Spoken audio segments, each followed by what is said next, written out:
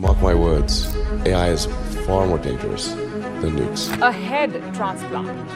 How does it work? An artificial intelligence to do head transplant. Feel the technology industry cause significant harm to the world. I think if this technology goes wrong, what does excited look like?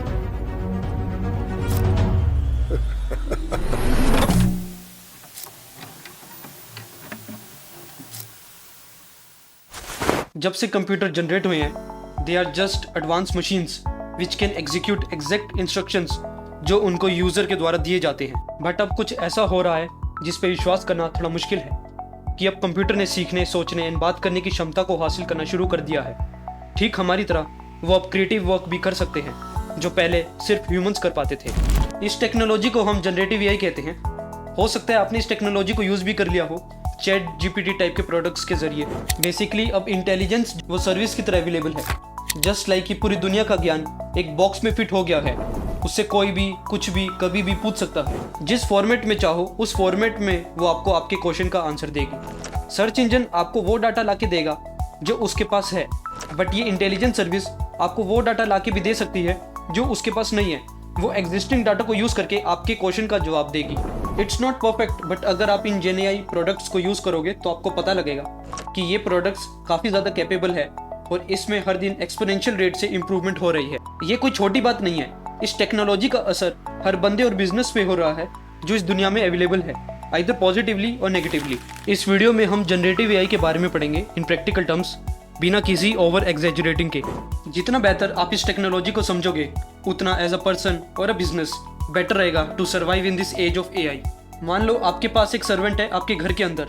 ये servant हर intelligent person से मिलके बना है जो इस दुनिया में कभी भी पैदा हुआ था। उस सर्वेंट के साथ आप कभी भी बात कर सकते हो। उसके पास पूरी ह्यूमन इंटेलिजेंस का एक्सेस है एंड आपके हर एक क्वेश्चन का जवाब कुछ सेकंड में दे देगा एंड वो कभी भी थकेगा नहीं। He can take any role जो भी आप चाहोगे। मान लो आपको खाना बनाने में हेल्प चाहिए तो वो संजीव कपूर बन जाएगा। आपको सिंगिंग सीखनी है तो वो लता मंगेशकर बन जाएगा। अगर आप कहीं बाहर घूमने गए हो एंड आपको कोई गाइड चाहिए तो वो भी बन जाएगा। जो चाहोगे वैसा वो अपने आप को ढाल लेगा and he will be expert in that field. But वो भी ह्यूमंस की तरह गलतियां कर सकता है, वो आपको गलत समझ सकता है। बट द बिगेस्ट लिमिटेशन आपकी खुद की इमेजिनेशन है एंड आप कितना बेहतर उस सर्वेंट के साथ बात कर सकते हो। इस बात करने की स्किल को ही हम प्रॉम्प्ट इंजीनियरिंग स्किल कहते हैं। And in the age of AI ये स्किल उतनी ही जरूरी है जितनी रीडिंग एंड राइटिंग है। ज्यादातर लोग इस सर्वेंट की क्षमता को अंडर एस्टिमेट कर लेते हैं। लाइक फॉर एग्जांपल, अगर आपको मार्केटिंग के लिए कंपेलिंग प्रोडक्ट डिस्क्रिप्शन चाहिए तो वो आपको लाके दे देगा। अगर आपको मील प्लानिंग एडवाइस चाहिए अपने बॉडी टाइप के अकॉर्डिंग तो वो भी आपको लाके दे देगा। जितना आप इस सर्वेंट के साथ बात करोगे उतना ये आपको सरप्राइज करेगा और आप ये जान पाओगे कि ये कोई छोटा मोटा रेवोल्यूशन नहीं है। This is fucking big. This technology has the ability to change the dynamics of the world. अब मैं थोड़े टर्म्स को क्लैरिफाई कर देता हूँ। एआई जैसा कि आप जानते ही होंगे स्टैंड्स फॉर आर्टिफिशियल इंटेलिजेंस। ये कुछ नया नहीं है। Fields like machine learning and computer vision काफी पुराने कंसेप्ट्स हैं। जब भी आप यूट्यूब रिकमेंडेशन देख रहे होते हो या कोई वेदर रिपोर्ट की भविष्यवाणी देख रहे होते हो तो वहाँ पे एआई ही वर्क कर रहा होता है। Generative AI is a type of AI जो हमें न्यू ओरिजिनल कंटेंट जनरेट करके देगी, ना कि एग्जिस्टिंग कंटेंट में कुछ ढूंढ के या क्लासीफाई करके आपको रिजल्ट प्रोवाइड करेगी। That's the G in GPT. G stands for generative. For example LLM और लार्ज लैंग्वेज मॉडल्स जो है वो एक तरीके के जनरेटिव एआई ही है जो नॉर्मल ह्यूमन लैंग्वेज में कम्युनिकेट कर सकते हैं। ChatGPT is a product develop by the company name as OpenAI. ये एज ए एलएलएम स्टार्ट हुआ था जो कि एक एडवांस चैटबॉट है जो एक न्यू आर्किटेक्चर से बना है known as the transformer architecture, which by the way T stands for in GPT. It's so fluent in human languages कि इससे कोई भी बात कर सकता है। You don't need to be an AI expert or a programmer. इसी कारण की वजह से इस प्रोडक्ट ने पूरी दुनिया में तहलका मचा दिया है। बट ये काम करता कैसे है? LLM is an artificial neural network जो काफी सारे पैरामीटर्स एंड नंबर से मिलके बना है जो एक दूसरे के साथ कनेक्टेड होते हैं। एकदम सेम वैसे ही जैसे हमारे दिमाग के अंदर बहुत सारे न्यूरॉन्स या ब्रेन सेल्स कनेक्टेड है। ये न्यूरल नेटवर्क्स सिर्फ नंबर्स में डील करते हैं। इनके अंदर इनपुट भी हम नंबर ही देते हैं एंड जिस तरीके से पैरामीटर सेट है उसके हिसाब से ये आउटपुट भी हमको नंबर की फॉर्मेट में ही देगा। किसी भी टाइप का कंटेंट हो, चाहे इमेजेस, वीडियोस, पीडीएफ्स, हम हर एक को नंबर की फॉर्मेट में रिप्रेजेंट कर सकते हैं। सो लेट्स से मैं एक टेक्स्ट लिखता हूँ एडिडास इज अ, एंड मैं इस टेक्स्ट को इस एलएलएम में भेजता हूँ जो इस टेक्स्ट को नंबर में कन्वर्ट करेगा। फिर न्यूरल नेटवर्क इन नंबर्स को प्रोसेस करेगी based on the parameters in the neural network and वो हमको आउटपुट देगा and the resulting number is converted back to the text and the result it gives us is a shoe. So Adidas is a shoe. तो ये एक next word generator की तरह काम कर रहा है ना। अब मान लो मैंने इस आउटपुट वाले टेक्स्ट को दोबारा से इस जनरेटर में भेजा along with the initial input, तो ये फिर से हमको अगला वर्ड बताएगा। सो बेसिकली चैट जीपीटी के बैकग्राउंड में यही प्रोसेसिंग चल रही होती है एंड ये हमको आउटपुट तब तक देगा जब तक हम इसमें प्रॉम्प्ट लिखते रहेंगे। लाइक फॉर एग्जाम्पल, आपको एक स्टोरी क्रिएट करनी है तो आप कुछ प्रॉम्प्ट दो, उसके हिसाब से ये स्टोरी क्रिएट कर देगा। फिर आप कुछ और प्रॉम्प्ट ऐड कर दो तो ये आगे स्टोरी को कंटिन्यू करता रहेगा जब तक आप रुकोगे नहीं। Large language models will have billions और trillions of parameters, that's why they are called large. But how this parameters are set in the neural network? Obviously हम इसको मैनुअल प्रोग्रामिंग के थ्रू तो सेट कर नहीं सकते, दैट वुड बी इम्पॉसिबल। तो हम इसको एक ट्रेनिंग फेज के थ्रू लेके जाते हैं। जस्ट लाइक कि जब एक छोटा बच्चा बोलना सीख रहा होता है, उसको कोई स्टेप्स नहीं बताता कि ये कर ले तो तू बोलना सीख जाएगा, बट वो अपने सराउंडिंग में लोगों की बातों को सुन सुन के एक पैटर्न जनरेट कर लेता है। वो सबसे पहले कुछ वर्ड्स बोलना सीखता है, फिर फाइनली सेंटेंस बोलना सीख जाता है। Similarly during the training period language model के ऊपर बहुत बड़े लार्ज अनसुपरवाइज्ड डाटा को फीड किया जाता है, mostly from internet sources. Model को हम उन सीक्वेंस ऑफ टेक्स्ट पे ट्रेन करवाते हैं जो हमने ऊपर वाले डाटा से एक्सट्रैक्ट करा था। इसमें मॉडल बार बार नेक्स्ट वर्ड प्रिडिक्ट करता है ऑन द सीक्वेंस, और जैसे ही वो गलती करेगा वैसे ही वो अपनी इंटरनल सेटिंग्स, इंटरनल पैरामीटर्स को चेंज कर देगा ताकि अगली बार वो सेम गलती ना रिपीट करे। इसके थ्रू उसकी प्रिडिक्शन की एक्यूरेसी हर अटेम्प्ट में इंक्रीज होती जाती है। इस फाइन ट्यूनिंग प्रोसेस को ही हम बैक प्रोपोगेशन कहते हैं। हालांकि इस मॉडल को सच में एक यूजफुल प्रोडक्ट साबित होने के लिए इसको ह्यूमन ट्रेनिंग से भी गुजरना पड़ता है। इसे हम reinforcement learning with human feedback कहते हैं।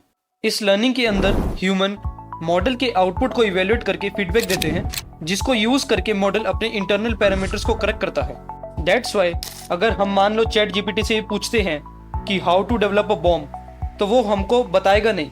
ऐसा नहीं है कि उसको पता नहीं है, बट क्योंकि ह्यूमन फीडबैक के टाइम पे हमने उसको मना कर दिया था कि इस टाइप के प्रॉम्प्ट का वो कोई भी जवाब ना दे, इसलिए वो आउटपुट देने से मना कर देता है। ट्रेनिंग कंप्लीट होने के बाद मॉडल मोस्टली फ्रोजन ही रहते हैं।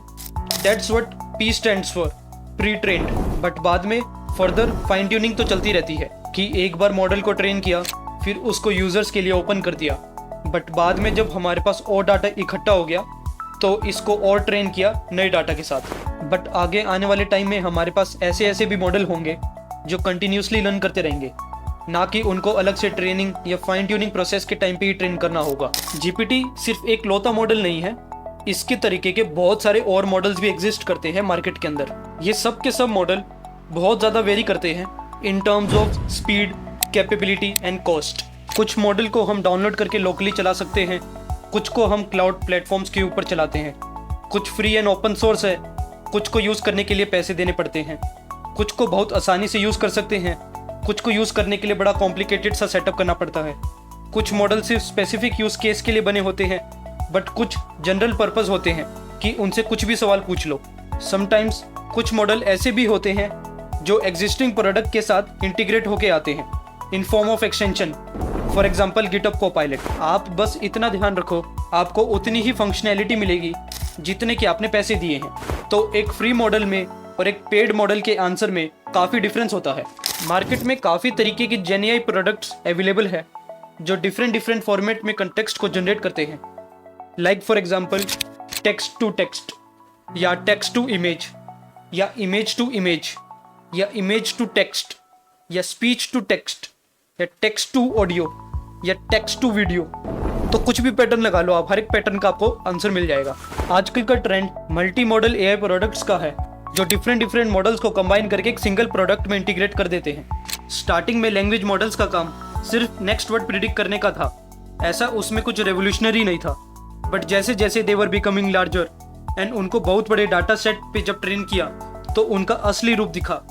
उनमें ऐसी खूबियां दिखी जिनको देख के इन मॉडल्स के डेवलपर भी शौक हो गए थे। वो किसी भी रोल को अब निभा पा रहे थे। उनसे चाहे आप पोइट्री लिखवा लो, उनसे चाहे आप हाई क्वालिटी कोड लिखवा लो, उनसे आप अपनी कंपनी की स्ट्रेटेजी डिस्कस कर लो, कुछ लीगल एडवाइस चाहिए, कुछ मेडिकल एडवाइस चाहिए, वो भी पूछ लो। सारी चीज़ों का जवाब आजकल के जनरेटिव एआई मॉडल्स के अंदर है। बेसिकली जो सारे क्रिएटिव और इंटेलेक्चुअल काम थे जो सिर्फ पहले ह्यूमन कर पाते थे, वो अब ये मॉडल भी करने लगे थे जब इनको enough text and enough images के ऊपर ट्रेन किया। उन्होंने पैटर्न को ऑब्जर्व करके हायर लेवल कंसेप्ट्स को समझना शुरू कर दिया था। Just a same like a baby, जब वो दुनिया को समझ रहा होता है। आप इस इमेज को देखिए। अगर मैं इस इमेज में प्रॉम्प्ट लिखता हूँ कि what happen if I press the button, तो इसने ये पता लगा लिया क्योंकि पर्सन के हाथ गीले हैं तो उसको करंट लग सकता है। तो इसने इमेज की डिटेल्स को समझ के हायर लेवल कंसेप्ट्स को भी डिटेक्ट कर लिया है। नाउ ये कंप्यूटर की इन्वेंशन कुछ 80 साल पहले हुई थी। अगर इस डेवलपमेंट को ह्यूमन की एग्जिस्टेंस के साथ कंपेयर करें तो बहुत सालों का अंतर है। बट इन कुछ सालों में ही कंप्यूटर ने इंसानों की भाषा को समझना बोलना शुरू कर दिया है।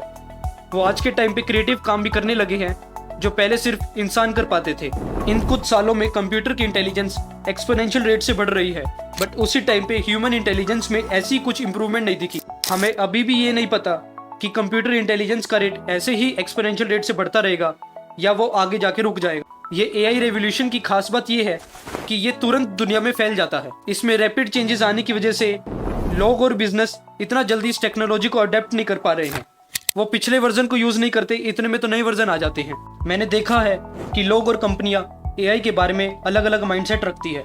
एक तरफ ये विश्वास है कि एआई मेरी नौकरी नहीं कर सकता और या हमारे पास इस टेक्नोलॉजी को देखने का समय नहीं है। ये बहुत गलत माइंडसेट है। There is a common saying कि एआई आपकी नौकरी नहीं लेगा, लेकिन एआई को यूज करने वाले लोग आपकी नौकरी ले लेंगे। दूसरी तरफ ये विश्वास है कि एआई मेरी नौकरी ले लेगा चाहे कुछ भी हो जाए, या एआई मेरी कंपनी को बर्बाद कर देगा। ये दोनों माइंडसेट ठीक नहीं है। इन दोनों माइंडसेट की बजाय हमको ये सोचना चाहिए कि एआई मुझे, मेरी टीम को और मेरी कंपनी को बहुत ही ज्यादा प्रोडक्टिव बना देगा। ऐसे सोचने से आप किसी भी काम को काफी कम समय में कर पाओगे बिना किसी नेगेटिव थॉट्स के कि क्या ही फायदा, जो बनाऊंगा एआई बाद में कर ही लेगा, या बिना एआई का यूज करे आप काम कर रहे हो। ये दोनों तरीके गलत है। One important question is that कि एआई की एज में ह्यूमन का रोल रिक्वायर्ड होगा या सारे के सारे काम एआई ही कर लेगा। For example doctors, lawyers, CEOs, क्या ये सब जॉब्स रहेगी? वेल, कुछ जॉब्स तो श्योरली डिसअपियर होगी, but for most of the roles human की हमें अभी भी रिक्वायरमेंट है। कोई जिसको डोमेन के बारे में डीपली पता हो तो वो मॉडल से इफेक्टिव तरीके से बात कर सकता है कि क्या कंटेक्स्ट प्रोवाइड करना है मॉडल को, एंड जो वो आउटपुट देगा उसको भी वो ढंग से इवेल्युएट कर पाएगा। एआई काफी इंटेलिजेंट है, बट कभी कभी वो आलतू फालतू आउटपुट भी दे देता है।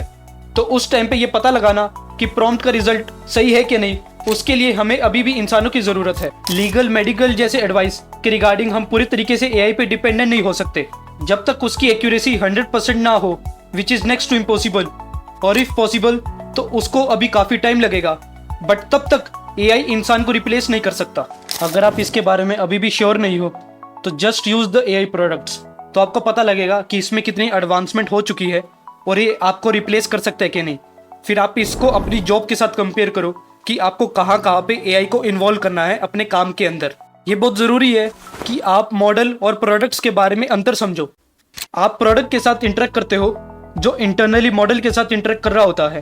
आप डायरेक्टली किसी भी मॉडल को एक्सेस नहीं कर रहे होते हो। प्रोडक्ट आपको एक यूजर इंटरफेस प्रोवाइड करता है ताकि आप इन मॉडल्स को इनडायरेक्टली एक्सेस कर सको।